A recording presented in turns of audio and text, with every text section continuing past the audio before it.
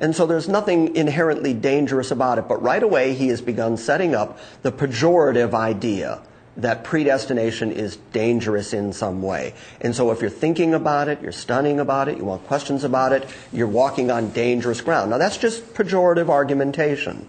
He's not saying we're going to study something out of the Bible tonight and see what we can learn. He's saying we're going to approach something dangerous. Secondly, and he's going to make this assertion several times, that predestination and Calvinism is something dangerous within the contemporary church.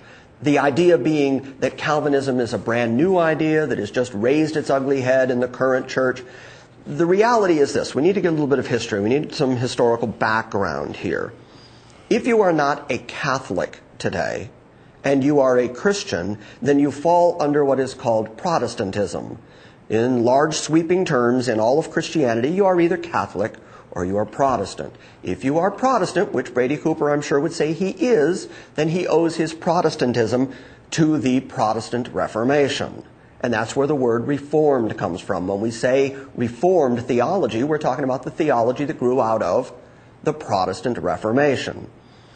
And as we're going to show you over the course of what we're going to do here tonight, we're going to show you that the Baptist Church itself, the 1689 London Baptist Confession of Faith, I have a copy of that in front of me here, the Church of England, the Presbyterian Church, all of these churches, all these groups were founded and based on Reformed, specifically Calvinistic theology. So now, Jim, now wait a minute. You said Protestant Reformation. I hear a word in that word, Protestant. Yeah, what do protest. I hear? Protest. Yeah. Gee, why did they use the word Protestant? You know, it's because they were protesting against the idea of salvation by works in the Catholic Church. And that Protestant Reformation, most people know, starts with Martin Luther. Was Martin Luther a predestinarian?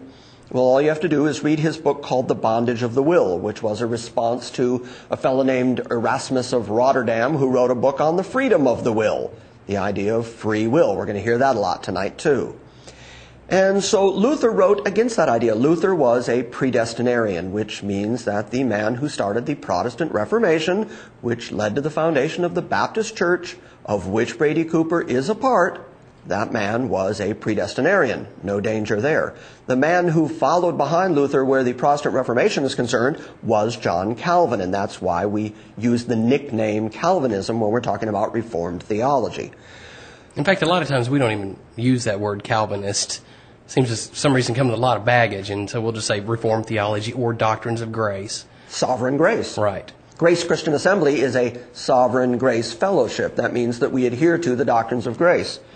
Now, he's going to make other comments about Calvin not being a Calvinist, and we'll get into that later on. But the fact is, we are not following John Calvin, the man. John Calvin was dead before the church synod, the church meeting, that developed what is called the 5 points these days, the 5 points of Reformed theology, or the 5 points of Calvinism. And even then, that synod was responding to a man named Jacob Arminius, who brought forward the idea that man had a free will, that you could lose your salvation, that God chose according to merit, these kind of ideas. And that synod lasted for a good 7 months, and at the end of it, they denounced the Arminian idea as being a heresy, and so they developed the foundational principles of the Protestant Reformation, which now go by the nickname Calvinism. Right. I don't want people to miss that point either, Jim, because people talk about the tulip, which is that, just an acronym for the 5 points. And people say, oh, well, they're following either Calvin or they're following these cute little 5 points. What they don't realize is those, like you just said, grew out of 5 points that were brought up by the students of Arminius that were basically railing against the doctrines of the Reformation. And they were, as said by some other writers later, they were returning back to Rome. They were no longer protesting Rome. They were returning to Rome. It was synergism, as you've talked before, about grace and works. I mean, it's man and God instead of salvation being of God alone. Which Erasmus, by the way, a lot of folks who say, well, yeah, I'm Protestant, but I'm not Catholic. I don't do that Pope and pray to Mary stuff and any of that. But they don't realize Luther that's not what it was about. In fact, a lot of folks did when the Protestant Reformation was birthed. There was a lot of upheaval, and people were tearing down the statues of Mary and just desecrating the churches, and Luther got upset about that. He's like, this is not what it's about. In fact, in one of the letters Erasmus writes to Luther, he correctly surmises what it's about. And he says, it's not about all this others, popery, indulgence. It's really about who's the author of salvation. Is it man and God, or is it God? And Luther said, you have said that correctly, because the whole point hinges on that very fact. Is salvation of God, or is it salvation something man and God do together, which was Rome? Which, unfortunately, you look at modern-day church, Arminian church, and that's what they are. They are synergism. They are God and man. They have done nothing but return to Rome. So this argument's been around a long time. It has been around a long time. This is not something, and it has been dealt with. And it's been dealt with over and over again with each and new nobody generation. knows church history at all. In fact, I'll share stuff with people a lot, and they're like, oh, really? They think, like you said, like this Calvinism is something new creeping into the church dangerously. No. This was dealt with a long time ago, time and time again. So, right. And now Luther was what's called an Augustinian monk.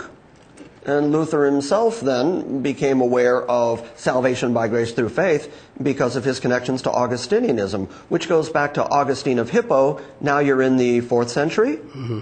And Augustine developed his theology from a very serious study of what Paul wrote. Books like Romans and Ephesians and Colossians, where Paul lays out the theology of how men are saved. This is a discussion of salvation. How are people saved? Is it man and God, or is it God by his own will, according to his own pleasure, doing the work of salvation, saving who he will? And so this argument is so far from new that, of course, it harkens back to Paul and Augustine and the Protestant Reformation and Luther and John Calvin, John Knox, who we're going to talk about when we talk about whether or not Calvinists evangelize. There is such a long, rich, deep history to Calvinism, Reformed theology.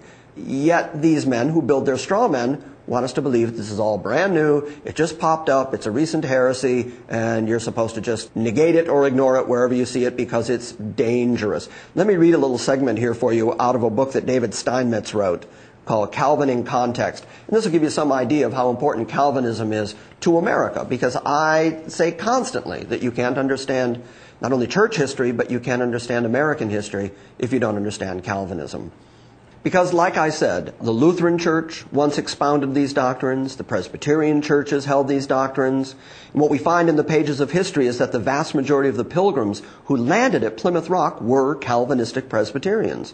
The Congregationalist churches of early America were bound by these doctrines, and originally the Baptists were avid predestinarians, and that's what folks like Brady just don't want to admit to.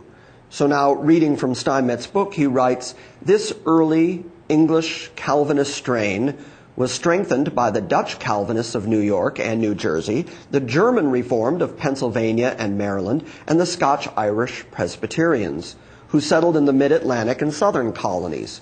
While not all settlers in the New World were Protestant, and not all Protestants were Calvinists, nevertheless, there was from the very beginning of America a strongly Calvinist influence in our thoughts and institutions.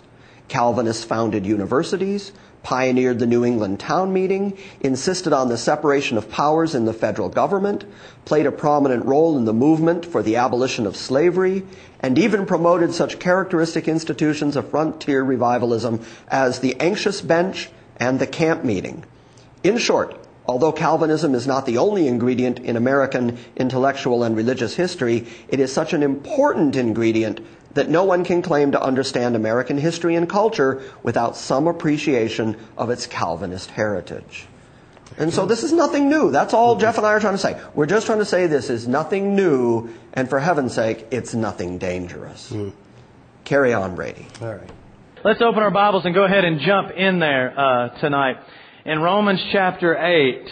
Here's things kind of interesting about this issue of predestination. When you listen to men talk about it, it's always out of balance, one side or the other. But when you really take a look at what the Scripture says, it's a real balanced approach. And so that's what we're going to do tonight.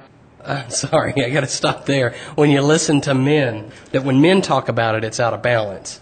When we go to the Scriptures, Scripture's always balanced. Now, I have a feeling what he was meaning there.